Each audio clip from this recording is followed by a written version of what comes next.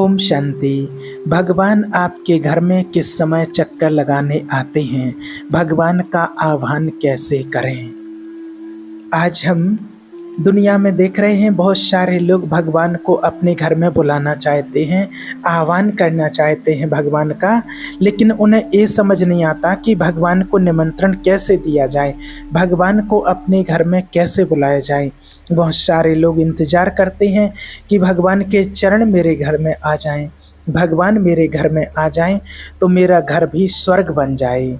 और घर में जब ज़्यादातर दुख और अशांति, कलह क्लेश का माहौल होता है, उस टाइम पर हर व्यक्ति चाहता है कि इस दुख भरे माहौल को भगवान परिवर्तन कर दें।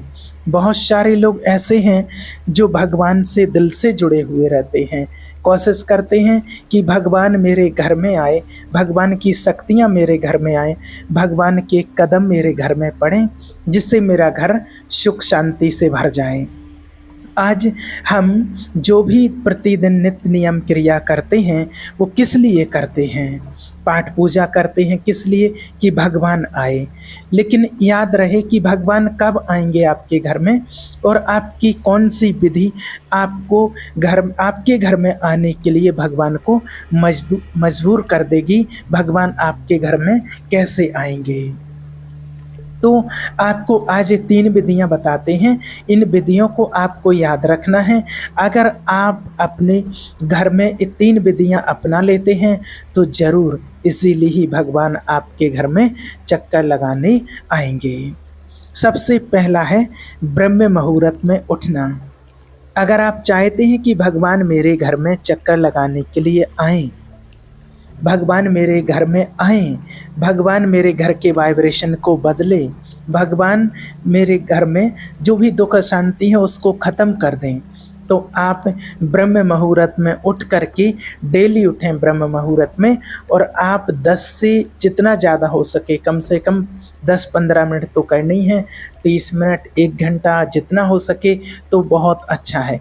लेकिन आपको 1 घंटे नहीं कर सकते तो कम से कम 15-20 मिनट तो आपको करना ही करना है। तो आप ब्रह्म मुहूर्त में डेली उठें और डेली दिन उठ करके आप मेडिटेशन करें, ध्यान करें, जिनको भी आप मानते हैं उनको याद करें। आप ईश्वर, गॉड, जिसकी भी आप में श्रद्धा है, जिसको आप मानते हैं, जिसमें आपकी श्रद्धा हो, भावना हो। अगर आप शिव जी के भक्त हैं, माँ दुर्गा के भक्त हैं, गणेश जी के भक्त हैं, हनुमान जी के, श्री कृष्ण जी के, विष्णु जी के, जिसके भी आप भक्त हैं, जिसको भी आप मानते हैं, और अगर आप परमात्मा शिव के बच्चे हैं तो समझिए कि परमात्मा मेरे घर में आ रहे हैं, मेरे घर के द्वार खुले हैं और बड़े प्यार से भगवान मेरे घर के द्वार के अंदर प्रवेश कर रहे हैं। तो पहले तो मेरी दहलीज घर की शुद्ध पवित्र हो गई। दूसरा, जब भगवान मेरे घर के अंदर आए तो मेरा घर पावन हो गया। जब आप सोचिए कि आपके घर में भगवान के साथ साथ सारे देवी देवताएं चक्कर लगाएंगे तो आपका घर स्वर्ग बन जाएगा। और हम चाहते हैं कि हमारा घर क्या बन जाए? स्वर्ग। लेकिन वो बनेगा कैसे? जब भगवान को आप निमंत्रण देंगे, भगवान आपके घर में चक्कर लगाने आएंगे। तो भगवान कब चक्कर लगाते हैं? ब्रह्म मुहूर्त में, सिर्फ ब्रह्म मुहूर्त में। लेकिन ब्रह्म मुहूर्त में हम क्या समझते हैं कि अरे सुबह सुबह तो बहुत मीठी नींद आती है, कौन उठे उस टाइम पर, कौन उठे? तो भगवान आपके त्याग का ही फल देते हैं। अगर आप त्याग करके नींद का उठते हैं तो भगवान फल देने के लिए आएंगे, क्योंकि कहा भी जाता है कि त्याग में ही भाग्य है। और ब्रह्म मुहूर्त का वो पावन बेला होती है, अमृत बेला जिसको कहते हैं, जहाँ पूरा वायुमंडल शुद्ध पवित्र होता है, जहाँ पक्षी पेड़ों पर किलोर करने लगते हैं, कमल खिल उठता है, पूरी प्रकृति पवित्र होती है। वो ब्रह्म मुहूर्त का टाइम होता है। सभी मंदिरों के पट खुल जाते हैं, सभी ऋषि मुनि संत महात्मा उठ करके परमात्मा का ध्यान करने लगते हैं। ऐसे समय पर हमें ज़रूर उठना चाहिए। लेकिन क्या होता है कि कई बार मीठी नींद आने के कारण हम त्याग करते ही नहीं, और त्याग किया नहीं तो उसका भगवान हमें फल कैसे मिलेगा, कैसे फल देगा? तो पहला निमंत्रण अगर आपको देना है अपने घर का, तो आपको क्या करना है, सबसे पहले आपको ब्रह्म मुहूर्त में उठना है और उठ करके भगवान को बड़े प्यार से निमंत्रण देना है कि भगवान, हे प्रभु, आप इस सृष्टि पर आओ और आप आकर के मेरे घर में दर्शन दो, मेरे घर में आओ, मेरे घर को पावन बनाओ, पवित्र बनाओ। मैं आपकी बच्ची, मैं आपका बच्चा आपको याद कर रहा हूँ और आप आओ और आकर के मुझे शक्तियाँ दो, मुझे शक्तियों से भरपूर करो, ताकि मैं दिनचर्या में अनेक आत्माओं को वो शक्तियाँ बांट सकूं और मेरा परिवार खुशनुमा बन सके। तो क्या होता है, जब आप ऐसे निमंत्रण परमात्मा को देते हैं तो परमात्मा आपका निमंत्रण स्वीकार करके इस सृष्टि पर आते हैं, क्योंकि भगवान बंधे हुए हैं। जब आप दिल से भगवान को पुकारते हैं तो भगवान भी बंध जाते हैं आने के लिए। तो आपको भगवान को निमंत्रण देना है कि भगवान डेली मेरे घर में आए। तो उसके लिए आप ब्रह्म मुहूर्त का समय जो सबसे अच्छा है, जो सुबह 3 से 5 बजे के बीच का समय बहुत अच्छा होता है, और उसके बीच 3 से 5 के बीच में जो जितना समय आप कर सकते हैं, 15 मिनट, 20 मिनट, 30 मिनट, 1 घंटे तक, जितना आप ज़्यादा से ज़्यादा करेंगे तो अच्छा है। वो आपकी चॉइस है, जितना आप बैठना चाहते हैं एकांत में बैठें और भगवान को बड़े प्यार से याद करें, भगवान को निमंत्रण दें, तो भगवान आपके निमंत्रण पर जरूर आएंगे। दूसरी चीज़, बहुत सारी माताएं बहनें पूजा भी करते हैं, घर में भी मंदिर है, भाई भी पूजा करते हैं, माताएं भी पूजा करती हैं। तो आपको अपने मंदिर की पूजा का टाइम 5 से 7 के बीच का रखना है। बहुत सारे लोग ऐसे हैं जो 7-8 बजे उठते हैं, 9 बजे जाके अपनी पूजा अर्चना करते हैं अपना जो घर का मंदिर है उसमें। वैसे देखा है कि घर के जो बड़े बड़े मंदिर हैं उन मंदिरों की आरती 5 से 7 के बीच में हो जाती है, लेकिन आप अपने घर की आरती कब कर रहे हैं, आप अपने घर की पूजा पाठ कब कर रहे हैं, जब कुंभकर्ण जाग रहे हैं 9-10 बजे तक। तो सोचिए कि कैसे भगवान आपके घर में आएंगे, क्योंकि भगवान भक्तों से मिलने के लिए कब आते हैं, 5 से 7 के बीच में ब्रह्म मुहूर्त में आते हैं। या तो हम तो उस समय पर सो रहे थे, तो हम 7 बजे उठे, या फिर कई बार क्या होता है कि बच्चों का टाइम होता है सुबह 7 बजे स्कूल का, तो जैसे ही नींद से उठे और उठ करके बिस्तर छोड़ा और छोड़ के सीधा भागे किचन में, बिना नहाए ही किचन में गए और भोजन बनाया और बच्चों का टिफिन पैक किया और बच्चों को स्कूल भेज दिया। आप कोशिश करें, आपकी शुरुआत ही भगवान के घर से होनी चाहिए। अगर आप कुछ ज़्यादा नहीं कर सकते हैं तो आप सिर्फ नहाओ, नहा करके आपका जो घर में मंदिर है जैसा भी आपने बनाया है वहाँ आप दीपक जगाते हैं, अगरबत्ती जलाते हैं, अगरबत्ती जलाओ। भगवान को कम से कम 5 मिनट तो आप निकाल सकते हैं ना। अपनी दिनचर्या का स्टार्टिंग तो भगवान के घर से करो। तो इससे क्या होगा कि आपके घर का जो माहौल है, आपके घर में कोई नेगेटिव ऊर्जा है तो उससे आपके घर का शुद्धिकरण हो जाएगा।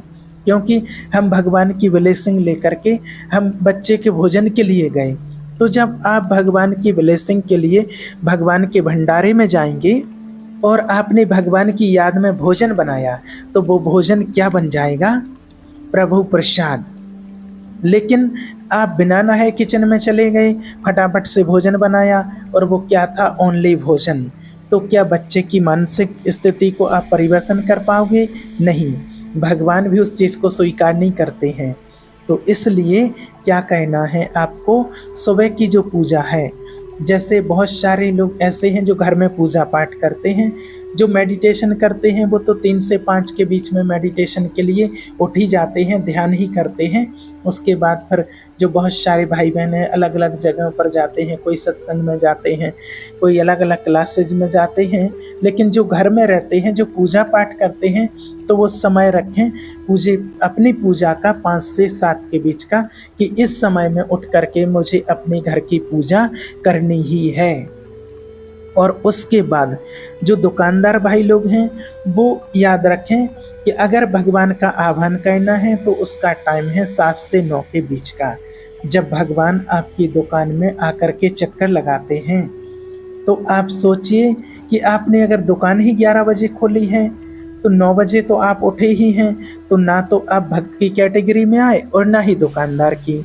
तो भगवान को 11 बजे आप याद कर रहे हैं, है ना? तो सोचो कि 12 बजे तो भगवान के मंदिर के पट ही बंद हो जाते हैं, द्वार बंद हो जाते हैं। तो आपको कोशिश ये करनी है कि आपको 7 से 9 के बीच में अपनी दुकान पर पहुंच करके भगवान का आह्वान करना है, क्योंकि सुबह सुबह का जो वातावरण होता है, जो ब्रह्म मुहूर्त से लेकर के और सुबह 7 बजे तक का वातावरण होता है, वो पावन बेला होती है, पवित्र वातावरण होता है। उस टाइम पर कोई भी व्यक्ति गलत काम नहीं करते हैं, कोई भी अत्याचार नहीं करता है। उस टाइम पर सब जो भी उठते हैं भगवान को याद करते हैं, भगवान का नाम लेते हैं। तो उस समय का जो वायुमंडल होता है वो एकदम पवित्र होता है, क्योंकि उस समय पर सभी साधना करने वाली आत्माएं जाग जाती हैं, ऋषि मुनि उठ करके भगवान का ध्यान करने लगते हैं। तो उस समय पाठ पूजा होने लगती है, मंदिरों के पट खुल जाते हैं, तो वातावरण बहुत शुद्ध और पवित्र होता है।